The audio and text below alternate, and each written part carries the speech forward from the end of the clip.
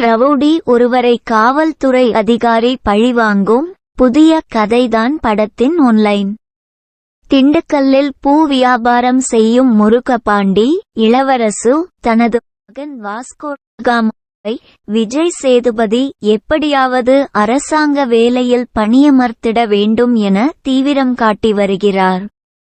இதனிடையே அந்த ஊரின் பெரிய ரவுடியான முட்டை ரவிக்கும் வாஸ்கோடகாமாவுக்கும் மோதல் வெடிக்க, ரவுடி ரவியை பழி தீர்க்க டிஎஸ்பி அவதாரம் எடுக்கும் வாஸ்கோடகாமா இறுதியில் அவரை பழிவாங்கினாரா இல்லையா?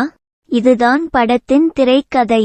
மொத்த படத்தையும் சரிவிலிருந்து மீட்க ஒற்றையாளாக போராடும் விஜய் சேதுபதி படத்திற்கு பிறகு காவல்துறை கதாபாத்திரத்தில் கச்சிதம் காட்டுகிறார். தேர்ந்த நடிப்பில் சில இடங்களில் ஈர்க்கிறார். அறிமுக நாயகியாக அனுகீர்த்தி வாஸ் நடிப்பில் சில இடங்களில் போதாமை உணர முடிகிறது. அவரது கதாபாத்திர எழுத்தின் பலவீனத்தால் அவருக்கான காட்சிகள் எதுவும் ஈர்க்கவில்லை. இளவரசு, ஞானசம்பந்தம், குக் வித் கோமாளி, புகழ், தீபா சங்கர், சிங்கம் புலி கதாபாத்திரத்திற்கேற்ற நடிப்பை வெளிப்படுத்துகின்றனர். சிவானி போலீஸ் கதாபாத்திரத்தில் பொருத்தம். இரண்டாம் பாதியில் சொற்ப காட்சிகள் வந்தாலும் கவனம் பெறுகிறார்.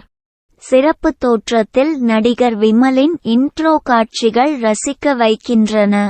கதைக்கு எந்த வகையிலும் பயன்படாத காட்சிகளும், திணிக்கப்பட்ட பாடல்களும், தர்க்க பிழைகளும்.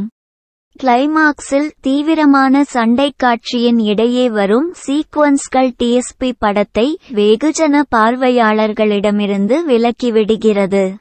இறுதியில் நமக்கு தெரியவருவது ஒன்றுதான்: நாயகன் ரவுடி முட்ட ரவியை மட்டும் பழிவாங்கவில்லை.